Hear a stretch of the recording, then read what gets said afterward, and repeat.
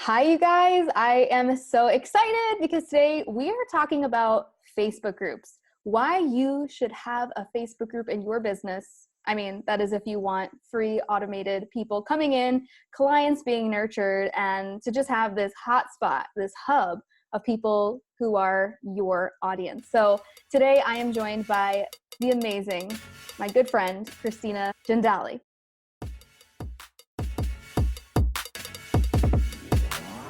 Okay, so Christina is a confidence-boosting, cash-creating business growth strategist who helps online business owners stand out, get seen, and create six-figure plus profits using the power of Facebook groups.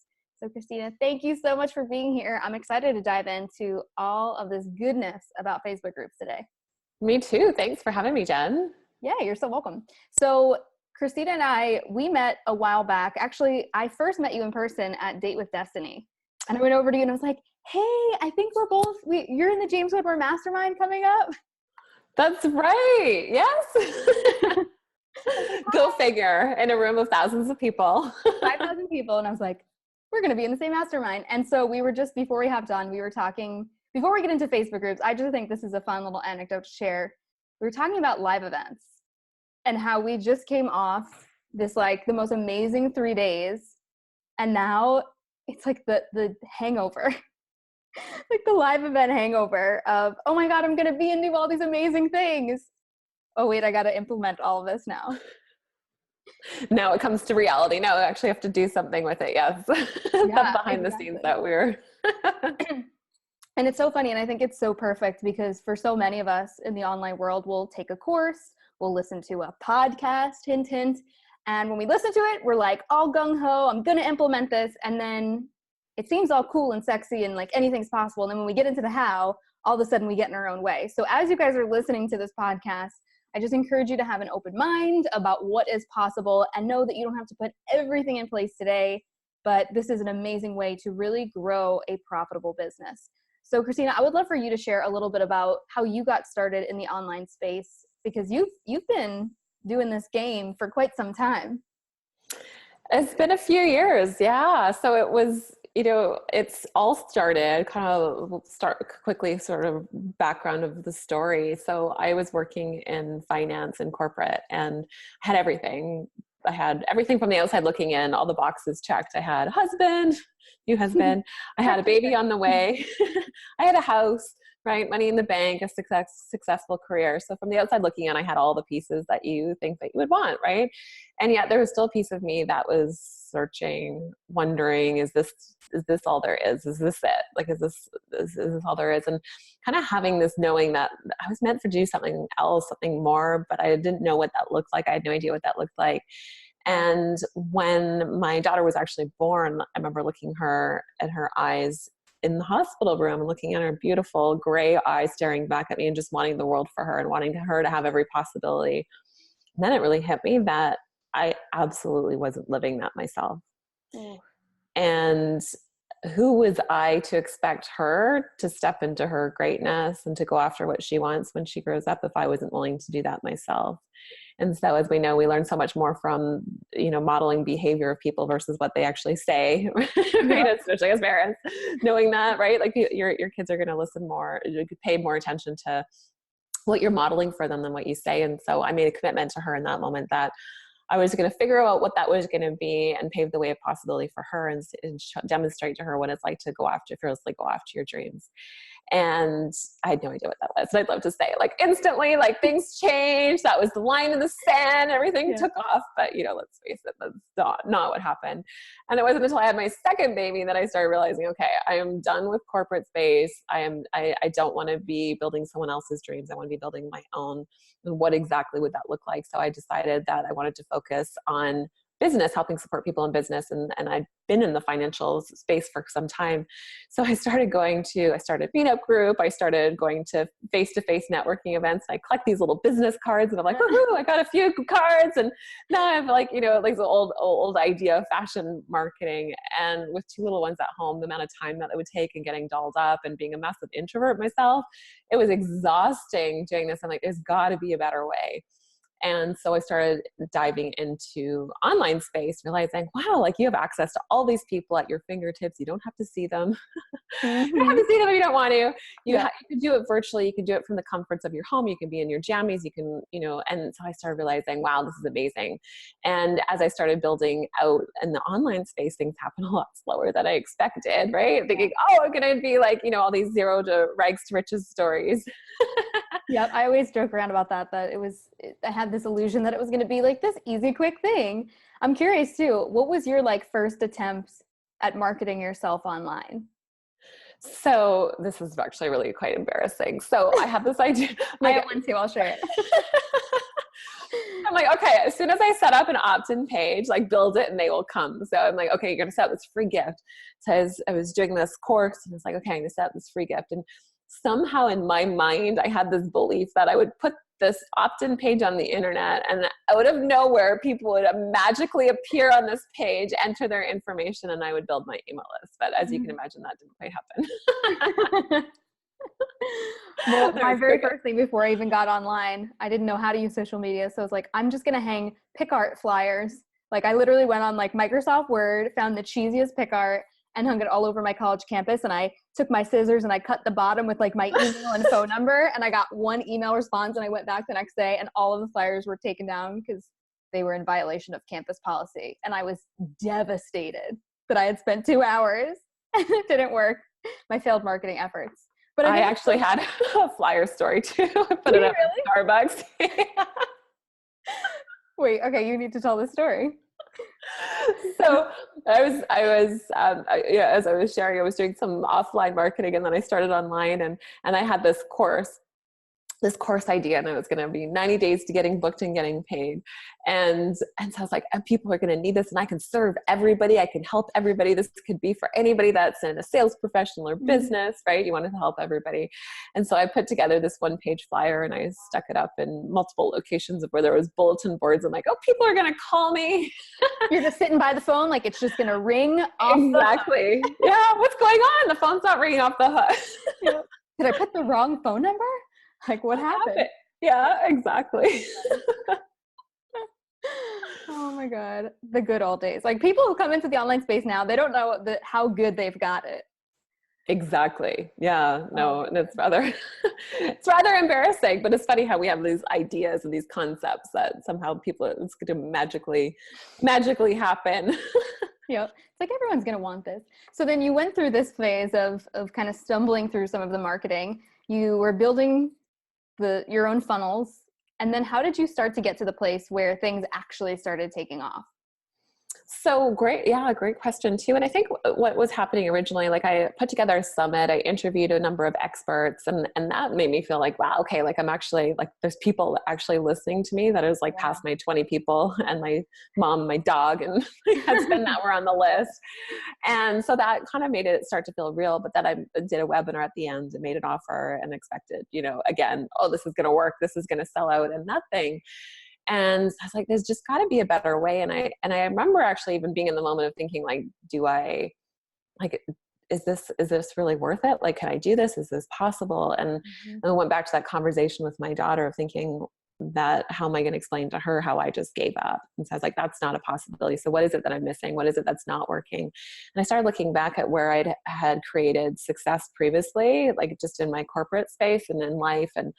And I started realizing that the thing that I felt like I was missing, because email was so cold, you sent out an email and then you'd kind of like, did they like it? Did they pay attention? Did it land with them? So I was really missing the relationship and the connection piece with people. And that's actually when I realized that how can I do this online? And that's when I came into, and Facebook groups were a new thing then, of what a perfect opportunity to be able to create that connection, build relationships in the online space. And after struggling to hit my first 5-figure month, that first month that I started my Facebook group, I did 30,000 like cash money in the bank received, which completely blew my mind. And then I knew I was onto something. Okay. So people are like, wait, what? You went from trying to get to 5,000 to shooting up to 30,000, all from adding in your Facebook group. All within a month of starting my Facebook group. Okay, this is so good. How many people did you have in your Facebook group in that first month? 865 people was how many people from scratch. And you guys, I had a itty bitty list. Like I didn't have more than a few hundred people on my list at the time, I don't think. Yeah, and I know one of the biggest things that I hear from people around creating a Facebook group is that they think it has to be hundreds and hundreds of people or thousands of people. And the truth is, if it's the right people, how many you need 100 clients, 50 clients, 10 clients? It doesn't have to be thousands of people. So this is so good. And since then, you've really, now you train other people on how to grow and scale their businesses using their Facebook groups. Exactly. Yeah. Using it as a tool to build out their business, and to be able to have that connection piece, the relationship piece. It's way more real-time feedback than any other platform, in my opinion. Yeah. And I don't know if you saw this, but when live video came out, it was like a reemergence of Facebook groups. This was like back in like 2016, but that was when it was like, oh, there's something really special here. And I don't really see that many people doing live videos or anything like that directly into their Facebook groups anymore. I'm seeing a lot of like cookie cutter stuff happening now. So I'm curious with you, since you were saying like they're still really relevant, they're still really working.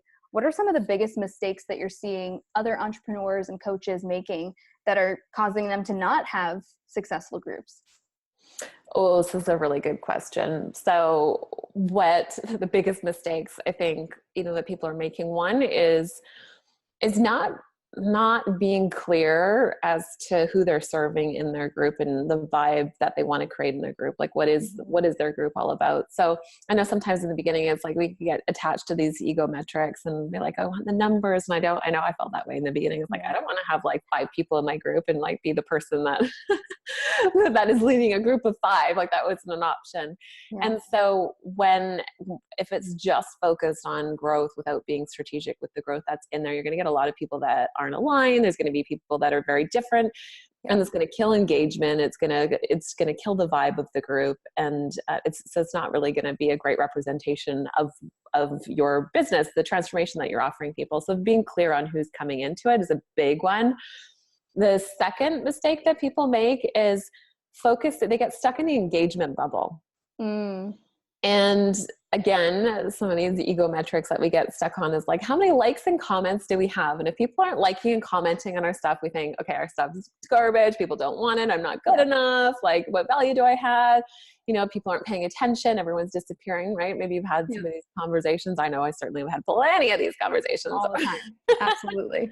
Right. And so what happens is you go on this like perpetual treadmill of creating content, trying to boost engagement. So it's like thinking about, how can I add more value? How can I give more in order to earn trust with my tribe? How can I give more in order to feel more valued? How can I give more? And what happens is when you're stuck in the engagement bubble, you're either talking about things that are completely irrelevant, like what do you like to take in your coffee and how do you order coffee at Starbucks, and like things that are completely irrelevant, that is like no touch point what it is that you do.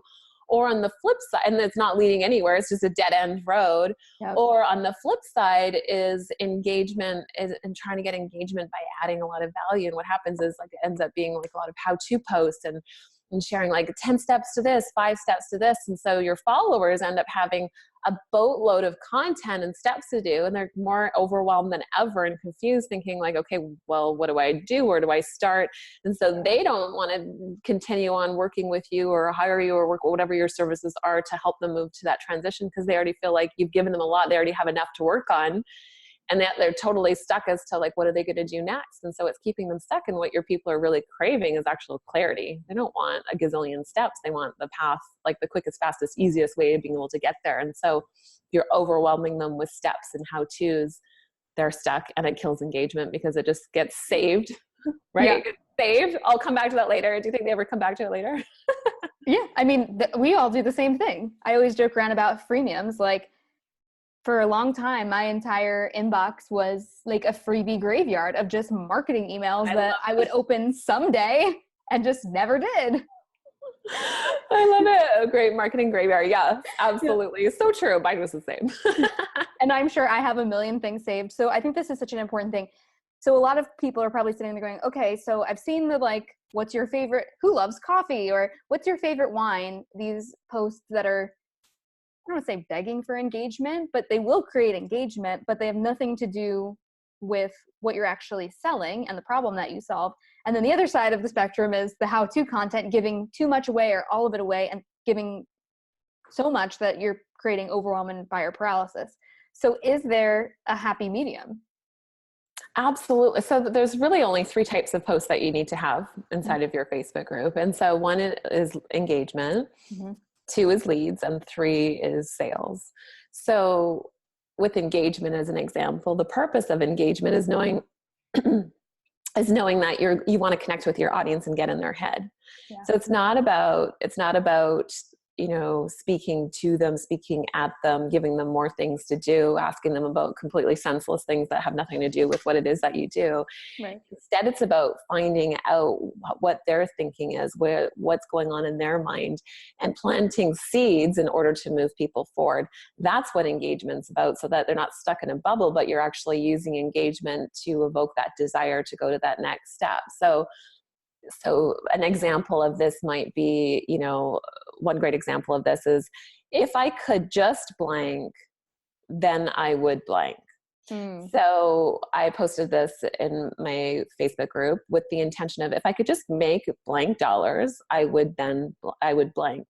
And so what that allowed me to do is find out, okay, this group of people, what is the number that they're trying to hit? Because I can assume that they're all wanting to create 6 figures, or I could assume they all want to make their first 1,000, but I don't know unless I ask them. So that would give me a clear indication as to what it is that they're looking for, like what it is that they're looking to create. And on the flip side is, why do they want to use that money? So it's an easy answer for them to go in to create engagement, but now it's giving me tons of great content, languaging that I get to use later on in my marketing, so that it lands and speaks to the people. So it would say, for example, when I did this post, a lot of people that had responded wanted to make $5,000 a month. So then if I was speaking to, if you're looking to make your first next $5,000 per month in your business, well, now it lands, it's like, oh, that's exactly what I want to do. And so that you can, let's say that they were talking about, so they can pay off their debt and finally go on that family trip that they've been looking for, and be able to take their kids, have the money and not have to worry about it, whether or not they can afford it. You can, using that in your languaging. So it doesn't matter what niche or area you're in, whether it has to do with your health or your love life, or whatever your area of expertise is. Maybe you're building websites or Facebook ads or whatever it is that you're doing for people. If you use engagement purposely to be able to get inside their head, now you've got all this content, plus your audience feels heard and they feel understood, and they're happy to engage that way. It's not forced. Yeah, this is so good. And it really just becomes like a market research hotspot of all your people just giving you exactly, they're writing your sales page for you. Exactly. This is what I need. You're like, okay, copy, paste, do. Exactly. Yes. One of my favorite parts about Facebook groups. Makes it so easy. Sometimes we make things more complicated than they need to be. Yeah.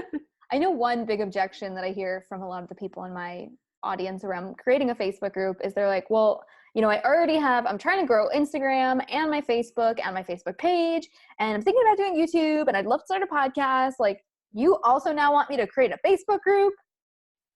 And I mean, I have my own thoughts on, like, it doesn't have to be that hard. It doesn't have to be. And I know that you simplified it even just by saying the 3 pieces are engagement, leads, and sales. Those are 3 types of content. To me, I'm like, oh, duh, that simplifies it so much.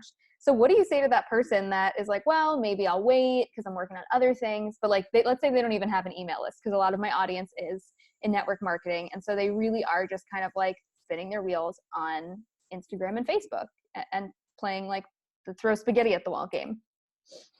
So I think that the biggest thing is that there's no other social media platform that creates a sense of community. Yep. So there's platforms where, Instagram is showing every moment of the things that you have going on in your life. Ultimately, that's my and we certainly have an Instagram following, but it's really about kind of sharing, like, play by play things that are going on through stories and through, direct DMs and going through Instagram there.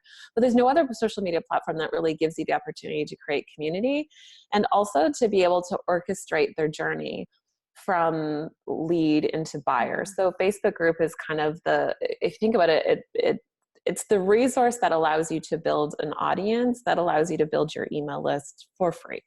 Yep. that you have the opportunity, if you don't have an email list, to start by building your audience, because we all know you need, to have a business, you need to have people Yep. and something to sell, right? Like two things you need, That's it. right? An audience and something to sell to them. And that's it. And so without an audience, without an audience, you don't have a business. So it gives you the hub, as the center hub of where you get to direct people. You get to orchestrate their journey from raising their hand and interest and move them towards becoming a buyer, or qualifying them to move them forward to taking that next step with you, or making that purchase from you, whatever that might be that your next step is with them. So it gives you the opportunity to create that environment. It also allows you to do it in a leveraged way. So you think about like your business page as an example, the comparison of your business page on Facebook versus a group. Your business page, I like to say it is like kind of like the storefront. It's like an online business card. It's like, if people are going to Google you, or they're going to do a search about your business, they're going to see there, okay, this person's legit, like they're up to something. Do I want to follow them or not? And then it's a stop. Like, where do they go from there? Yeah. But what happens is your Facebook group is like, come on inside, come into the store. Let's have an experience together. Let's hang out together. Come in my digital living room. Let's sit down together. And so it gives it's bringing the conversation and the connection point forward. It's also, a place that's safe. So it's not the whole world can see what people are sharing. And so especially if you're speaking to people about things, intimate details of things, people don't want to share. Let's say if it's about business, people don't want to share about, that things might not be working very well for them publicly. Like what happens if someone sees, or maybe they're struggling with their weight and dieting and really having a hard time with kind of like with yo-yo dieting. And they just want to have some place where they feel like they're part of a community, where they feel like it's safe to share, where they can get support, where they can be the cheerleader for others. And you can't really create that environment on any other social platform. And as much as, I absolutely believe, yes, you need to be building your list alongside what it is you're doing, because it's an asset that you own. But same with your email list, it's a one-sided conversation. So you're speaking to them, but they're not able to see what's going on. And within your Facebook group, as you're building community, serving your audience, other people get to experience what that's like in you serving other people, and how you're showing up and having people feel like they're part of something. And that is what allows you to build a raving fan base. So good. And what's so interesting when I'm talking to my clients, I say the same thing about that they're creating a safe space. A lot of them are in health and wellness, and they're trying to do posts like you were talking about earlier, doing some of that engagement market research stuff. And people don't want to say, I've been really struggling to lose 50 pounds for the last 3 years. They don't want to necessarily announce that on Instagram or Facebook. And so when it is in that safe space, it really does. You'll get more honest answers from people. Yes, absolutely. It's so true. So you mentioned something about there a lot of different niches do well with Facebook groups. Have you seen, like with your students across the board, that it really does work for just about anything? Yes, I think we've had probably 30 different industries as students, going through from helping people with thriving after domestic abuse, to dog training, to hunting for what are those mushrooms that are underground? Truffles. Hunting for mushrooms? Truffle hunting. Well, that's a niche that I've never. I know. So from that to to network marketing, varying different niches, to health, to relationships, to all different sorts of things. I think there's an opportunity. We've even had authors with building out community for their books, for book launches and stuff like that. So I definitely think that there's a lot of opportunity there. I mean, the one thing, let's just say, and I think, Facebook groups aren't for everybody. And if you don't want to be engaging with your tribe and interacting with them on a regular basis, then Facebook groups are probably not for you. Yeah, that's a fair thing. We'll just put that one out there. Yeah. Well, you did say network marketers, and a big chunk of my audience, it's mostly online coaches who are in health, wellness, relationship, manifestation, or who are in network marketing, or some mixture of both. Are there any challenges that you see coming up for network marketers positioning themselves in this way? Or do you recommend that they don't really talk about their products? Well, the biggest thing is that, and this is where I see, because we've had several students that have through network marketing. And I think what often isn't being shared is this idea that everything is getting built around the product. And it's not about the product. It's you, as you're building your tribe. People are going to buy from you because of their connection with you. Right. And so I want you to think about how many different people whether you're network marketing or you're a coach or you're selling some online service, product or service, how many other people are offering the same thing that you're offering to other people, right? Right. No matter what industry you're in, it's Exactly. yeah. So, and let's face it too, that with the internet and the ability to Google and to be able to have access, everyone has access to the same marketing strategies. They can buy the same courses, they can learn the same tactics, they can buy this, like learn the same strategies, right? So if people are selling the same thing as you, people have the ability to market the same thing in the same way as you. Why is someone going to buy from you over anybody else? And that really comes down to their connection with you. Mm-hmm. So your Facebook group isn't built based on the product. And that's where I'd say the downfall is with network marketing is seeing people building Facebook groups based on the product or just their buyers list. But instead, it's about a community of the people that you're serving. Who is it that you're serving? Who are they now, or who do they want to become? And your Facebook group is based on that. A byproduct of that is going to be what your offer is going to do to help serve those people. But your group is not based on your offer per se. It's aligned with your offer, but it's more speaking into the people, the tribe, the people that you're serving. A freaking men. Because I see way too many people that like they've got their customer groups or their team groups, but they're not building that free continuity group where they're going to nurture those leads and then turn them into buyers or team members. And when people do put those out there, they are really focusing them on a specific program or a product or whatever it is. And like you're saying, that's for people who are already buyers or who already work for the company. That's not going to bring those people who are new buyers in. So when people are like, well, how do I build a cold audience? Really, a free Facebook group can be so powerful. So powerful. Yeah, absolutely. And it creates the opportunity too that you get to create, we're talking about engagement, create conversation around it and having people be heard. Sometimes we put all this pressure on ourselves that, and I know I certainly did in the beginning as well, as thinking that I need to say the smart enough thing. I need to have the right answers. What can I say that hasn't been said before? But ultimately, I can give you guys like the biggest piece of advice here is that you just make it about them. And when you make it about them, it takes all the pressure off you being you, and you get to make it about them. And your audience, they feel seen, they feel heard, they feel acknowledged, they feel recognized, and they feel fully supported. And when you have the opportunity to give that experience to your tribe, who do you think that they're going to come to when it's time to make a purchase? So true. And I'm glad you addressed this because the whole idea of I need to know everything, I need to be the be all end all expert. What if someone asks me something in my group and I don't have the answer? Well, especially for a free continuity group, like you said, it's a community group. It's not a group coaching program. So you're not responsible to answer every single question that is first posted in there. Let your community answer it. Let them jump in and support each other. Because I know in the beginning that can be a really scary thing of what if I don't know the answer? The imposter syndrome comes out. And I mean, I guess it really just comes with time when you start realizing no one's sitting there taking notes of everything that you don't know. And, so what happens too is like, I don't know if you've had this experience, Jen, but like, I remember in the beginning, I'd be like, I think that I need to have all the answers. So then I would try and look it up and I'd try and answer things. But when you get to zone in on your area, like your zone of genius, when you get to zero in on what you're really good at, where you stand out and what you know inside and out, you don't need to know anything else. Like you don't need to know all the other pieces. You need to have all of it figured out. Right. And so the more that you're even honest and transparency, I mean, one of the things that allows you to create a deeper connection with your audience as well is vulnerability. So when you don't have the answer for something, or if it's not something that you're aware of, by even sharing that with people like that I don't know, or, or inviting others to be part of the conversation, you're humanizing yourself. You're making yourself a real person, which actually goes to create a stronger, deeper connection with your audience too. So, and then versus pretending that you know the answer and then feeling like you've got imposter syndrome, like I'm going to be found out, I'm a fraud, people are going to find out I know nothing. They're going to come to my house with forks and fire and steaks. Steaks.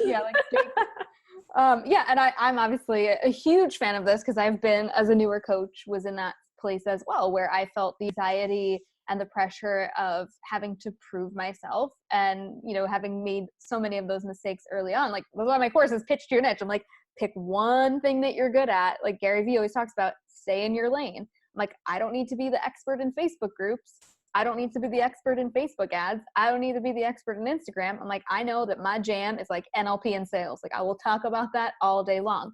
And the more that I've gotten clear on exactly what I teach, like, sure, I know a lot about other things, but I'm not stepping forward as the expert in those things, because that's a lot of things to be up to date on. And Exactly. you're just spreading yourself thin.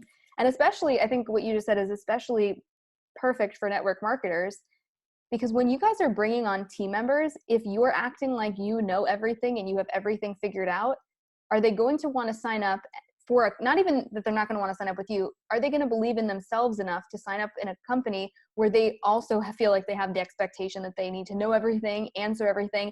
You're modeling that behavior for them. So I'm so glad you said that, because I don't think a lot of network marketers recognize that just by being honest and vulnerable about maybe not having the answers, they're actually attracting people even more into being like, oh, I can do this. This is something that would potentially work for me. Yes, I mean, that's huge. Yeah. Exactly. Like that's so well put, and exactly so on point as well, that you've got, perfection creates separation. That's a good tweetable. Yeah, there you go. Tweetable moment. Everybody write it down. Perfection creates separation. That's what you said, right? Or did Yeah. You got it. I nailed it. Okay, good. So when we look at like the next level of Facebook groups, for those people who are like getting started, obviously this makes total sense for them. What about the online coaches who are already making a good amount of money in their business? They've got an email list. They're maybe making six figures. Does it make sense, do you think, for them to maybe test out a Facebook group? So I think this is a great, as we were speaking about events earlier, as we were at our mastermind group last week, in hearing multi 6, 7-figure business owners sharing about, strategies for selling. Every launch strategy that was shared was through a Facebook group. Yep. Every like single one. Either a free continuity group or a lot of people doing pop-up Facebook groups. Exactly. Yeah. Mm-hmm. So by taking a look at that is something that's very relevant, that is working at no matter which level, the strategy in which that you use. And I want you to think that Facebook groups are just a tool. Yeah. What you actually do inside the Facebook group is what's going to make the difference. And so a strategy for someone that's brand spanking new, that's just working on building the audience and sort of validating their offer and getting off the ground, their strategy is going to be, there's going to be what they're going to be doing inside of their Facebook group is going to be a variation than someone that's, running 6-figure, multi 6-figure, 7-figure launches that are using a, pop-up group. But essentially, let's just take a look at bare bones basics is like, okay, lead flow coming in, right? Yeah. Creating engagement to evoke desire to move. We were talking about engagement, right? So engagement to engaging with the audience and they're getting to know them, having them feel heard, evoking desire in them for what your offer is going to be by getting them to raise their hand, which is generating leads for your email list, generating leads to go into your conversion tool, however you're going to sell to people, whether it's a sales call, whether it's going to a webinar, whether it's going, whatever you're going to lead people into. Yeah. And then the sales piece where you're actually going to make the offer. So no matter which way you're looking at, whether you're having a regular group or a pop-up group, and if you don't know what a pop-up group is, where you open a group for a very short window of time, and it's just for a campaign. So it's just for a launch, just for one campaign, and then it's closed off at the end of it. But what's going inside there is still engagement, leads, sales, no matter what. It's just compressed into a shorter timeline, and then it's closed off, but then it would, until the next round. So it's the same type of thing. The way in which the tool of the Facebook group is being used is going to be a slight variance, but ultimately, if you strip away all the differences, it's the same thing. Yeah, no, it is. And it's so funny because I actually haven't really done like a pop-up Facebook group in probably a couple of years. And we were recently launching right into our free continuity group. And after the mastermind, I'm like, I'm going to go back to the pop-up group strategy because it really does, I think, help even with Facebook when there's a lot of engagement, like you were saying earlier. If you're just bringing everyone and anyone into the group, the engagement goes down and Facebook is going to register, okay, people are not posting as much. But when it's a really poppin' group, Facebook pushes it out into people's homepage on the side that's Facebook group recommendations. Inside other groups, they'll recommend groups. So they're basically marketing it for you, and then people can go in the search bar and find your group. So there's a lot of cool ways where you can, like, I don't know about you, but even for my Facebook group, I have a question, and when people request to join, it says, how did you find this group? And people will write, like, in the search bar, like Facebook search. People are searching for groups. They want Absolutely. to have Exactly. And that's always, the important piece of naming your group. Don't have, speaking of mistakes, don't be cute with the name of your group. Like, you just got to get to the point and be clear and specific, so that when someone sees the name of your group, they're either like, yes, that's for me, or no, that's not me. And that's it. And so they move on. But if you're using, cute languaging and play on words and things that are open to interpretation of what it is, then chances are when people do a search, they're going to go right past your group, right? It's going to come up. Yeah. Exactly. Yeah. This I find is something that is really challenging for people to get, for whatever reason, like speaking to the transformation and using that in your titles. And I find that a lot of people are like, yeah, but like, isn't it so, like, it's so clever, like with this group name that I came up with, it's, focus, fierce, faith, fit mama. And I'm like, okay, like maybe that could work. Or usually they're even more general than that, like the healthy women's club. And maybe the word healthy, maybe the word women, but like you were saying earlier, if your goal is to sell and this is part of your sales funnel, then do you want to get anyone and everyone in there and just drop the engagement, or do you want to have a smaller, more niche group of people who are buyers? Exactly. Yes. Yeah, this is so good. And I know that you guys listening right now are like, okay, I didn't realize that this Facebook group strategy, like with really Facebook groups with a strategy, could be so powerful. And I'm just like, just to give people some perspective, what is possible in a few months of really becoming intentional, like let's say like in terms of sales or email lists. What have you seen across the board in different industries happen for people when they actually started becoming intentional with a Facebook group? Yeah. So, I'll just share couple examples that are popping to mind. So I shared my example earlier, the first month that I had my Facebook group, and just to put in perspective as well, that sometimes it's easy to look at saying, oh, but that was a few years ago and Facebook groups have changed and things have been easier. And so if you're thinking that, one of the things I always like to share as well is that I've taken what used to take months to create and been able to compress that in a shorter window through, pop-up groups like we're talking about as well. Mm-hmm. And so just last month, we closed off our pop-up group.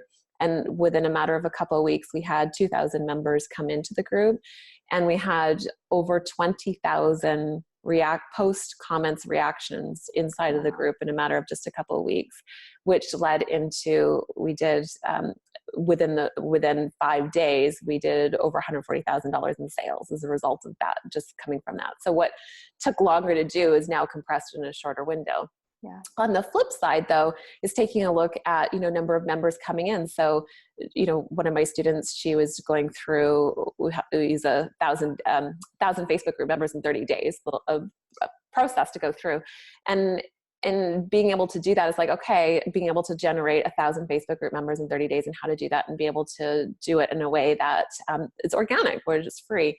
And so we've had, just from running a free 5-day challenge, we've had students within that free 5 days, like just going through the steps on it, have 20 new members, 50 new members, 100 new members. I think the biggest gain that we saw in that challenge was 700 new members. Wow. In a matter of 5 days from just kind of going through some steps. And we've got a little gift for you on exactly the steps that they were taking as well to do that. So we'll share about that in a sec. But so the opportunity to create growth in your group quickly is absolutely there. So it's different and unique for everyone. So I don't think that you can put a number on, okay, specifically this person, everyone's going to be able to do this. And it's really a matter of what your vision is for your group. But if people can do 20, 50, 100, 700 new Facebook group members in a week, think about what's possible in a month, and then a month on top of that month. And then just think about the progress that you get to make as you just continue on with doing something and dialing in something that works. On the flip side with sales, It's, there's so many different opportunities depending on price point of what it is that you're selling. But from my experience and through taking a look at students, is on your email list, you're used to seeing, 2% conversion on your email list of buyers, right? 2% of people in your email list. Oftentimes within your Facebook group, you see at least doubling that. You tend to see 5 to 10% conversion inside a free Facebook group of buyers. So it significantly increases your conversion because of that level of connection with your people. So think about it as like doubling up on the activity. If you have people on your email list and then what you're doing in your Facebook group, you get to move people along that process quicker, right? You get to move them along. And, perfect example is that you don't need to have huge numbers. I remember, one of my students, Anita, she had 44 people sign up for her challenge that she did inside of her free Facebook group. And at the time she had about 100 people in her Facebook group. And she did $10,000 in sales from 44 people that raised their hand in interest for her group. So there's so many different opportunities to be able to generate leads coming in and generate sales, and specifically for what that looks like. But it's an enhancement to your email list. And if you don't have an email list, it's the perfect opportunity because it's easier to sell inside. It's easier to enroll people through your Facebook group because you're more connected with them, and it's a two-way conversation that you're having with them. I think it opens up plenty of doors of opportunity. And once you dial in how you move people from lead to sale in your group, you can put it on repeat. You could do it over again, and you could do it over again, and you can continue to dial it in. And what may take you months to do in the beginning, like I was sharing with you, have the opportunity to do in just a couple of weeks or just in a matter of a few days. And what kind of peace of mind does that give you when you've got something that you can do and you're developing this asset? Mm-hmm. It just becomes rinse and repeat. Yeah, and exactly. Also, I think what's important to note is, like, I know for so many people that I've worked with, friends in the industry, every time you launch the same program, you refine the process, you refine the messaging, you tweak it, and generally the launches tend to get bigger. They like double and triple and quadruple every single time launch. So even if you guys are like, oh, like I really wanted this first one to be a $50,000 launch, oh dang it, it's 10K, which who's complaining about any amount of money that you're making? You're literally, strangers from the internet are paying you money for your expertise. Like, we live in the greatest time ever, Absolutely. Yes. It's like, just keep going with it. I see too many people launching once or trying a Facebook group in the past, and they say, well, I did it once or I tried it before, so it's not going to work this time. And I think everything that you've shared today is so on point, and hopefully you guys are hearing this and recognizing that just because you may have tried something in the past doesn't mean you tried it with the right pieces or the right strategy, and that really can make all the difference in your results. A huge amount of difference. I actually remember, one of our students came in and she was teaching people about potty training, and she hadn't sold anything, and her offer was really it was like $27, and she'd never sold it. And she'd been working out this for 2 years in her business, and she hadn't been able to, she'd given it away to people, and she had a hard time even giving it away to people.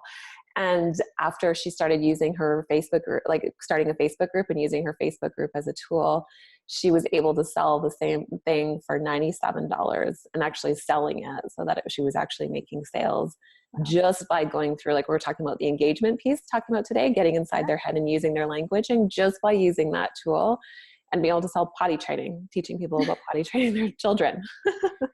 If there's a problem and she's got a solution, there's money to be made. Exactly. I love it so much.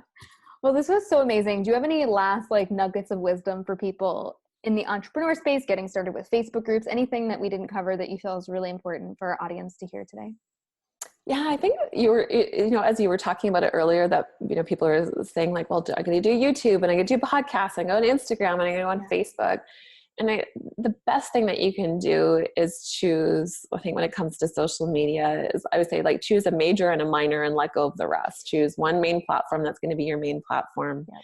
And choose a secondary one that you're going to be on, but not as focused on as your first one, and really get into mastery of that and have that secondary opportunity and let go of everything else. Because when you've got a whole bunch of half dug holes, when you're a little bit here, a little bit there, nothing's ever getting done well.